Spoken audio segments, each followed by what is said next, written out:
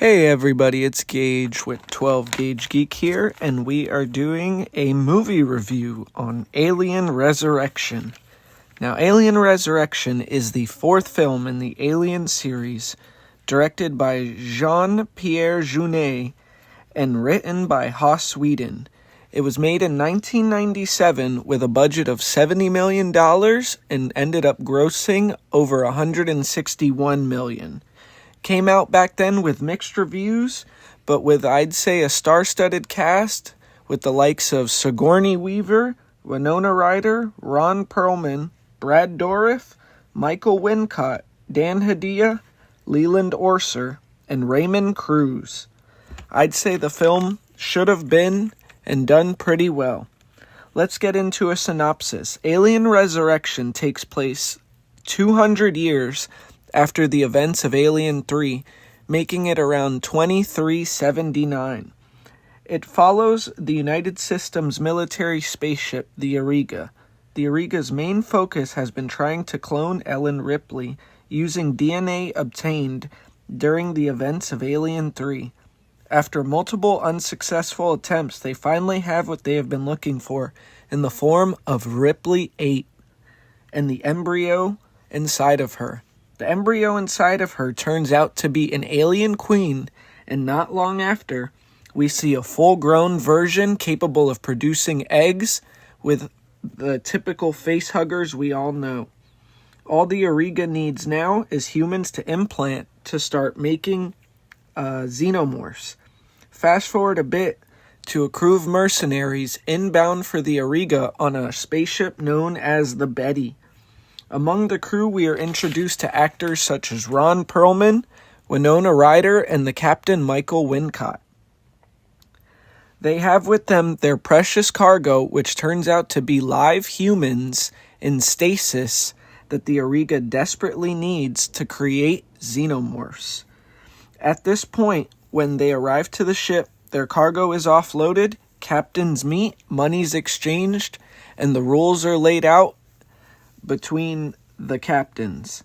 Not long after, these rules are obviously broken, which leads to a gunfight between the mercenaries and the soldiers on board, and the true intentions of the scientists aboard are revealed. The rest of the movie follows the mercs and their journey through the ship as they try to escape the alien-ridden spaceship along with Ripley 8. Now, the movie, in my opinion, I'm going to go over some of the pros and cons here.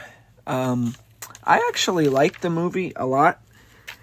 Along with the decent cast, I'd say it has really, really good special effects. You know, back in the 90s, prior to the 2010s, when they really started to do a lot of CGI in movies, I'm a big fan of things from the 80s and 90s, and this movie has a lot. When Ripley 8 ends up going into the lab where she sees the prior experiments that were other versions of herself that have all failed, some of the special effects used in there are really good. They're pretty creepy looking aliens, and I think this is the first time we've actually seen in the Alien series, you know, more experimentation kind of going outside the traditional xenomorph that we all know. And I think this could have been an inspiration even for Alien Covenant and David to do all of his experimentations and all the different varieties and spin-offs now that we're starting to see in movies to come. Other pros that I would say, I really liked the alien hybrid child that comes out of the alien queen at the end of the movie. I thought that was pretty cool. The special effects on that weren't bad. I like the set design a lot, you know, the inside design of the Auriga. It's a traditional sci-fi looking ship. It's got the catwalks, it's got the grating, it's got the ladders, the holes, you know, the cockpits, all the traditional stuff you would expect. One thing I also did like was the weaponry in the film is different from the weapons we've seen in prior Aliens, where Alien 1, you know, they didn't really have weapons aboard that ship. Aliens, the movie where we're following the colonial marines, they're using all sorts of badass weaponry. and Alien 3, they have like what I think like an axe and a crowbar and stuff. They're a bunch of prisoners in jail, so they don't really have nothing. Where these mercenaries have like a bunch of makeshift weapons that are kind of hidden, you know. Ron Perlman's character is wielding like a almost kind of like drum gun type shotgun thing that transforms out of a can. I thought that was really cool. And yeah, it's, you know, some different weaponry that we're not really used to. More kind of, I'd say, like apocalyptic in nature. Along with their outfits, I'd say the outfits of the mercenary crew wasn't bad, but this isn't my favorite Ellen Ripley outfit, if I'm being honest. And then, let's see, what else do we have here? Another really cool thing about the movie is I believe this is the only time we've ever gotten an underwater scene. You actually get to see the xenomorphs swim underwater, and you get to see, you know, some people firing guns underwater, and it kind of does like a underwater mechanic type thing that I thought was really cool. Just something different we've never seen before. And I really liked that. I liked they used acid kind of on a paraplegic, which I thought was kind of crazy. You know, he couldn't really feel the acid burning his legs. So I thought that was a pretty harrowing, actually. And, you know, other than that, I'd have to say a lot of the kill scenes are pretty cool as well. You know, back in the 90s, they did more of those special effects. And then this movie tried to do a merge of special effects and some CGI.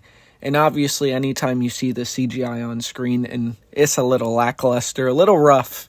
You know, like the end kill with the hybrid alien thing when it's getting sucked through and almost pulled inside out looks really cool at first, but then when it gets sucked into space, it kind of looks like a 8-bit trail mix flying away. So that's a little rough, but you know, I can give that a pass because there is a lot of good other kill scenes in my opinion. You know, like Leland Orzer's chest bursting scene where he grabs the other guy and it's almost like a chest bursting double kill / headshot type thing. I thought that was really cool. Or Brad Dourif's character finally getting crushed after he's just spewing off nonsense the whole time. This guy was just a loon. But a lot of good kills, in my opinion, in this movie. Now, let's get into the cons. This is where I think the movie kind of suffers a bit, and I don't know if it's more the director or the writer. I don't really know, you know, all the bells and whistles of Hollywood or kind of how movies are made to that extent. But there were a lot of questionable scenes and lines that were just kind of cheesy, like almost straight to DVD lines. Like they're trying to show off Ripley 8's superior strength and speed and agility. And in doing so, they have her playing basketball. And it just doesn't really translate well. You know, it just kind of comes off as a little cheesy. And just some of the lines they're trying to get her to use, I guess because she's mixed with alien queen DNA, she tends to be more, I guess, a little unhinged and stuff like that. But just the way they're trying to portray it is a little just rough. They also, I think, should have used less CGI and just focused more on the special effects like they were doing. The special effects that they have and a lot of the scenes come off really good. And then compared to the CGI, it just comes off rough, especially compared to Alien movies prior. This movie was made in 97, and Alien in 1979, if it used any CGI, looks way better, in my opinion. A couple other things that were a little off.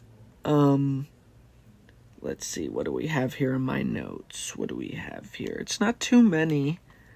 The only other thing it seems that I wrote down here was, in the movie, it says that Anna Lee, the android, who is played by Winona Ryder, it says that she was an android made by androids. Now, this is the first android I've ever seen in the Alien movies that seems to kind of show pain or show fear, and I wish they would have just elaborated a little bit more on that, like how this android is more advanced in the way of feelings as opposed to the others. They kind of left that out in the open, as well as towards the end of the movie when the Auriga crashes down onto Earth.